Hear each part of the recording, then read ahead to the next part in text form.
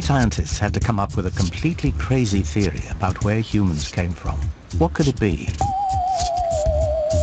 How about we're all descended from aliens?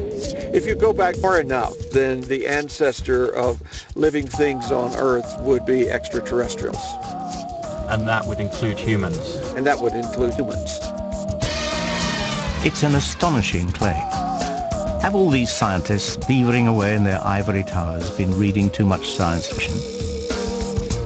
10 years ago, I think there were very, very few people who would have taken the idea of life coming to the Earth from outside seriously. If you can't go to Mars, being descended from Martians is probably the next best thing.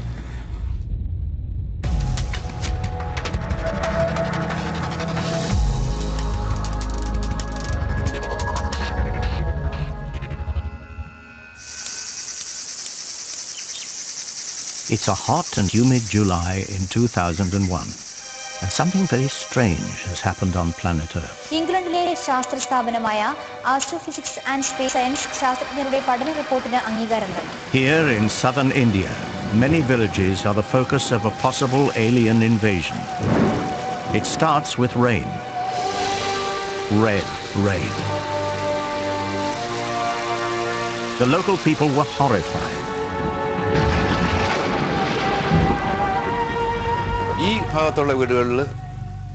In some places, it was very intense. It was as red as blood. The people were so scared, they threw it away.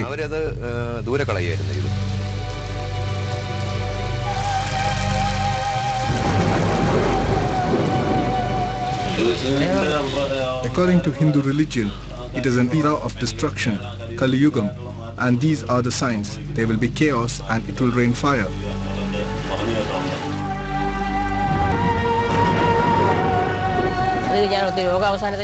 I thought it was the end of the world. Ever since I was a child, I was told that the world would end in the year 2000.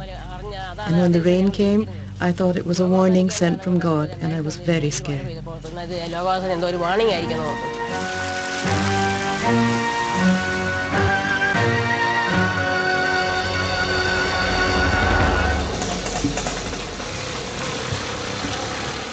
The world didn't end, in fact.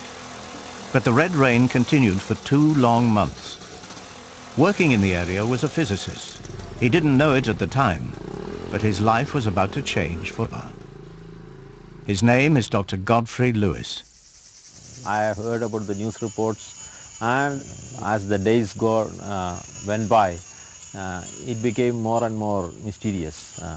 What it is, nobody seems to give a clear answer, because so from that moment I was interested in that. The first official explanation for the red rain was pretty dull. Government officials claimed that it was red-colored dust that had blown in from Arabia. Godfrey didn't buy this. He was convinced that there was something extra special about the red rain.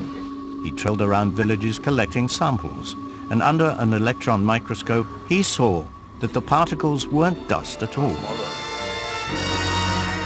They were alive. It's quite exciting to see this.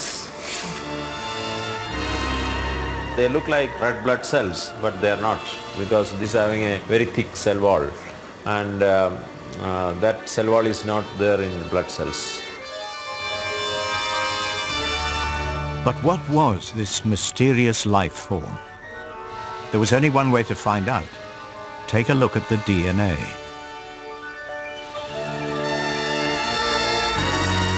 The results came back. There was no DNA. It was life, but not as we know it.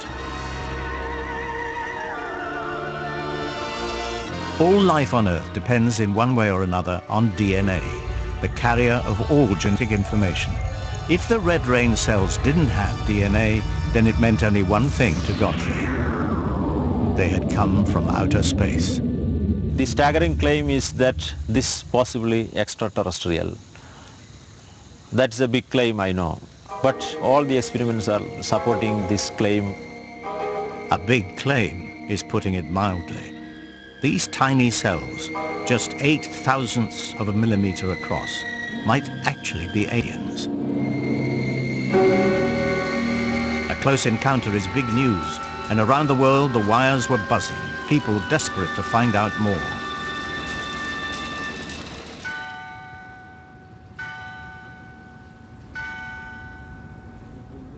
Godfrey contacted the one scientist in the UK who might take his claims seriously, Chandra Wickramasinghe, a brilliant astrophysicist full of maverick ideas.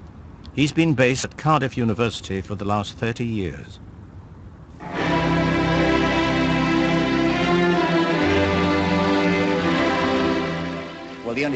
In the late 1960s, Chandra was working with world-famous astronomer Sir Fred Hoyle. Together they came up with a startling claim that the universe was teeming with organic compounds, the building blocks of life.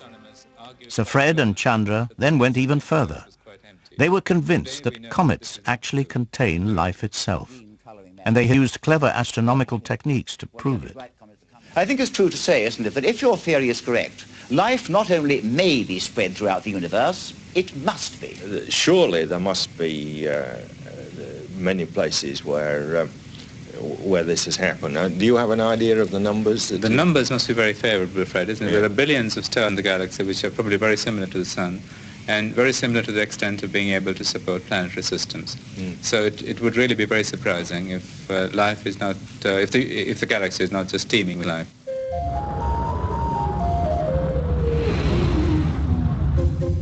They weren't talking about large-scale life like fish, rather tiny bacteria and viruses hitching a lift through the cosmos. In the same way that plant seeds can travel around Earth to find suitable conditions to flourish, so microorganisms could journey through space on the back of a comet, seeding other planets. And this might be how life on Earth began. The name of their theory was panspermia. But it was all too much for the establishment. Their theory was ridiculed. I think the implication was that we were just a pair of crazy lunatics who had jumped onto the wrong bandwagon or something. And there was no arguments presented to say that you are wrong for such and such a reason. Chandra's been living on the outskirts of the scientific mainstream ever since, waiting for that one piece of killer evidence.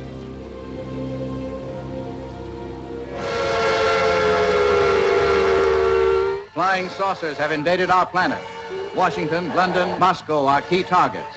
The whole world is under attack. Can it survive?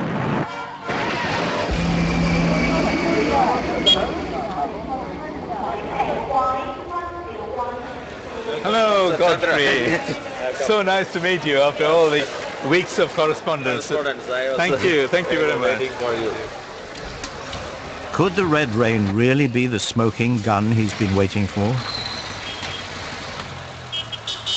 Chandra has come to India to find out. Godfrey, I think what I would like to see is the experiments that you did replicating these that's a very important microorganisms. Because that definitely is a good evidence to show that this is biology. Yeah, it's good evidence. If it is true that these are alien bugs from space, then it is an absolute clear-cut proof of panspermia, ongoing panspermia. And that would be absolutely fascinating, and I'd be over the moon.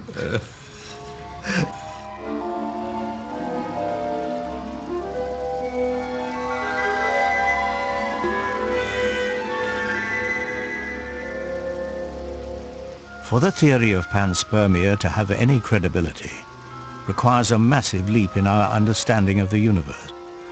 That leap of faith is, there is life beyond Earth. Until recently, it's been assumed outer space was just too cruel an environment for life to exist. But closer to home, scientists have been discovering bugs that are surprisingly tough little blighters, living in some of the harshest places imaginable, such as here in Mono Lake, California. Yes, that's mud for me. Yes. One of NASA's top astrobiologists, Richard B. Hoover, has the job of tracking them down. He's an extremophile hunter, and mud is a good place to start. It's a nice grayish mud with a slightly sulfurous smell. I love it. I love it. That's fantastic. That's fantastic. Mono Lake is one of the most spectacular and wonderful places on Earth as far as astrobiologists are concerned. It has no fish. It's about 3 times the salinity of seawater, and it has a very high pH, like strong soap. And under these conditions, only a few forms of life are able to live. The water temperature here has gone to 85. Look at the brine shrimp in the water. They're there by the billions. I'll take a sample of that, yes. We call them extremophiles because they live in what we consider to be extreme conditions. The microorganisms that live here would actually think where we're living would be extreme conditions because of all this terribly poisonous oxygen around. Extremophiles are far tougher than anyone had thought possible. Life can live just about anywhere, and Richard has had to resort to ever more drastic measures to track it down.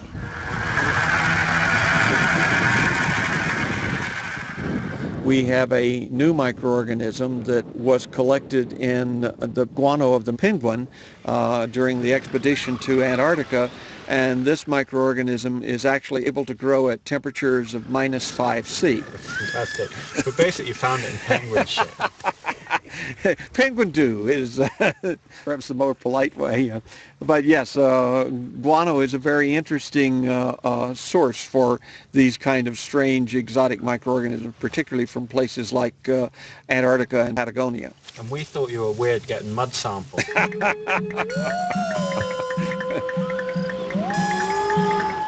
Life has even been found living in a place more extreme than frozen penguin do, happily making home in the heart of a nuclear reactor. They discovered that there was a microorganism that was living in this highly alkaline water in the presence of spent nuclear fuel rods and growing in the water and on the fuel rods and eating holes in the stainless steel cylinders. So these microorganisms were able to live in incredibly high radiation environments, high alkalinity environments, and their primary food source was the iron itself of the stainless steel. While Richard continues work on these Earth organisms, what he would really like to find is an alien version. And here I have a hormigonium of this cyanobacteria. It's a collection of individual cells. It's a reproductive state. This is gorgeous. Main reason that astrobiologists are interested in extremophiles is because most of the other bodies of the solar system are either very cold or very dry or very barren atmosphere. So from the Earth's perspective, those conditions are extreme conditions. So the kinds of things that we find in these extreme environments on Earth are very good models for the kinds of things that we should look for on other places in the solar system.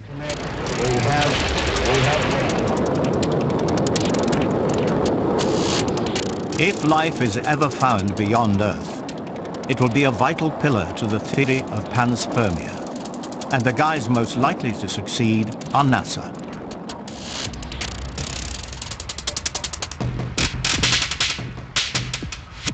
One of the most ambitious NASA projects is based in this nondescript shed in Texas. It's part of a plan to look for life on a tiny moon of Jupiter called Europa.